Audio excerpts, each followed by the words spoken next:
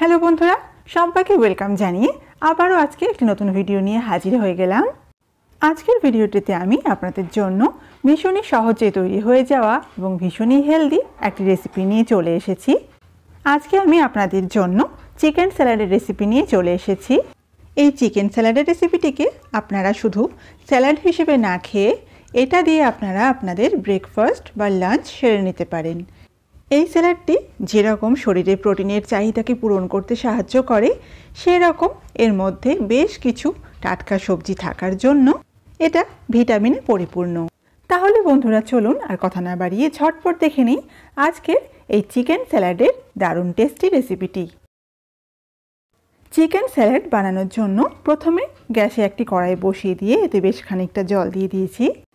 এর সাথে এর মধ্যে অ্যাড করে দিচ্ছি একটা তেজপাতা, অল্প একটু নুন আর দিয়ে দিচ্ছি 1 চা চামচ পরিমাণে সাদা তেল। এবারে এর মধ্যে বেশ একটু বড় সাইজের একটি চিকেনের টুকরো দিয়ে দিচ্ছি। এখন এটাকে গ্যাসের লো টু মিডিয়াম ফ্লেমে 10 থেকে 12 মিনিটের জন্য সেদ্ধ করে নেব। 12 মিনিট হয়ে গেছে, এখন ঢাকনাটা খুলে নিচ্ছি। চিকেনটা এখন সেদ্ধ হয়ে গেছে, জল থেকে চিকেনটাকে তুলে নিচ্ছি। কড়াইয়ের মধ্যে যে বাকি জলটা রয়ে গেছে এটাকে ফেলে না দিয়ে সংরক্ষণ করে রেখে দেব, পরে যে কোনো স্যুপ বানানোর সময় এটা কাজে লাগবে। এখানে কিছু বেসিক সবজি নিয়ে নিয়েছি, যার মধ্যে আছে গাজর, বাঁধাকপি, পেঁয়াজ পাতা, পেঁয়াজ কলি, ক্যাপসিকাম, টমেটো, ধনেপাতা, কোচানো পেঁয়াজ। এবারে যে চিকেনটা সেদ্ধ করে রেখেছিলাম সেটাকে চামচের সাহায্যে এভাবে একটু খুলে খুলে নিয়েছি। আপনারা চাইলে সেদ্ধ করে নেওয়া চিকেনটাকে ছোট ছোট টুকরো করে কেটেও নিতে পারেন। এবারে কড়াইয়ের মধ্যে দিয়ে দিচ্ছি অল্প পরিমাণে সাদা তেল। তেলটা ভালো করে গরম হলে এর মধ্যে সেদ্ধ করে রাখা যে চিকেনটা ছিল সেটা দিয়ে দেব। তারপর গ্যাসের লো টু মিডিয়াম ফ্লেমে এটাকে 2 মিনিটের জন্য নাড়াচাড়া করে নেব। অনেকেই আছেন যারা শুধু সেদ্ধ চিকেন খেতে পারেন না, সেই জন্য এটাকে একটু তেলের মধ্যে নাড়াচাড়া করে নিলে এটা টেস্টি হয়। 2 মিনিট হয়ে গেলে এটাকে গ্যাস থেকে নামিয়ে নিচ্ছি। গ্যাসের ফ্লেমটা হাই করে দিয়ে এর মধ্যে 1 চা চামচ পরিমাণ সাদা তেল গরম করে নিচ্ছি। এখন এর মধ্যে দিয়ে দিচ্ছি কুচনো আদা, রসুন।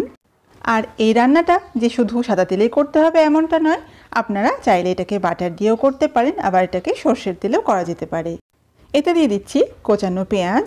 ঝটপট এগুলোকে একবার মিশিয়ে নিচ্ছি। এখন এর মধ্যে আগে থেকে যেসব সবজিগুলো কেটে রেখেছিলাম সেগুলো একে একে দিয়ে দিচ্ছি। এই রান্নার সমস্ত উপকরণ আর পরিমাণগুলো আমি ডেসক্রিপশন বক্সে দিয়ে দেবো, আপনারা একটু ওখান থেকে দেখে নেবেন। সব জিনিসগুলোকে ঝটপট আবারও একবার মিশিয়ে নিচ্ছি। সমস্ত সবজিগুলোকে 1 থেকে 2 মিনিটের জন্য হাই ফ্লেমে খুব ভালোভাবে নাড়াচাড়া করে নিতে হবে। এখানে আপনারা চাইলে এই স্যালাডটিকে কাঁচাও খেতে পারেন, তাতে কোনো অসুবিধা নেই। এবারে নামানোর আগে এর মধ্যে দিয়ে দিলাম টমেটো কুচি। এর সাথে এর মধ্যে অ্যাড করে দিচ্ছি গোলমরিচের গুঁড়ো আর দিয়ে দিচ্ছি স্বাদ অনুযায়ী নুন।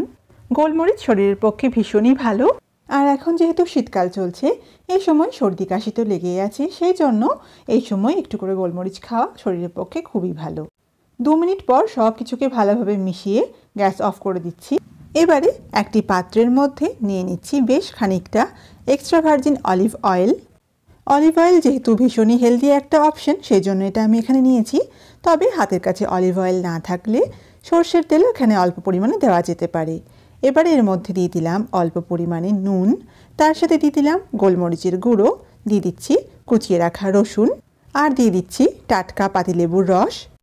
এখন সব জিনিসগুলোকে ভালোভাবে একবার নেড়েচেড়ে মিশিয়ে নিচ্ছি।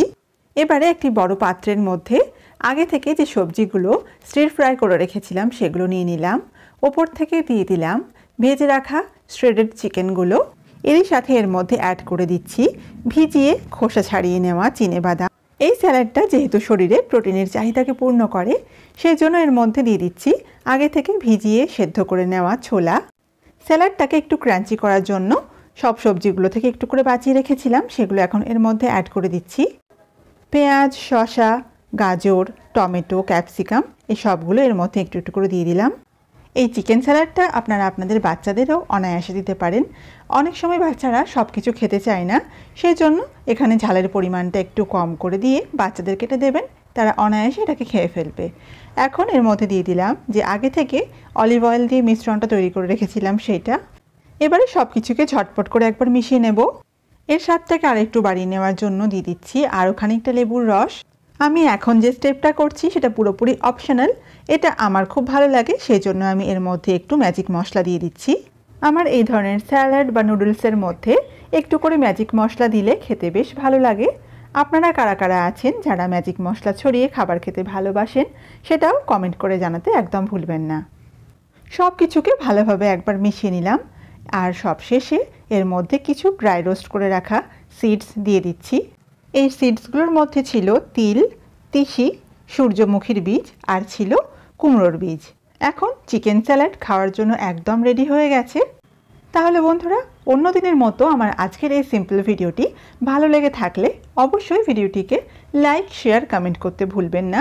আর এখনও পর্যন্ত যেসব বন্ধুরা চ্যানেলটিকে সাবস্ক্রাইব করেননি তারা অবশ্যই চ্যানেলটিকে সাবস্ক্রাইব করে পাশে থাকা বেল আইকনে ক্লিক করতে একদম ভুলবেন না। আপনাদের কাছে একটাই অনুরোধ রইল, রেসিপিটি অবশ্যই একবার ট্রাই করবেন আর আমাকে জানাবেন যে এই রেসিপিটি আপনাদের কেমন লাগলো। তাহলে বন্ধুরা, আজকের মতো এখানেই বিদায় নিচ্ছি। সবাই খুব ভালো থাকবেন এবং সুস্থ থাকবেন।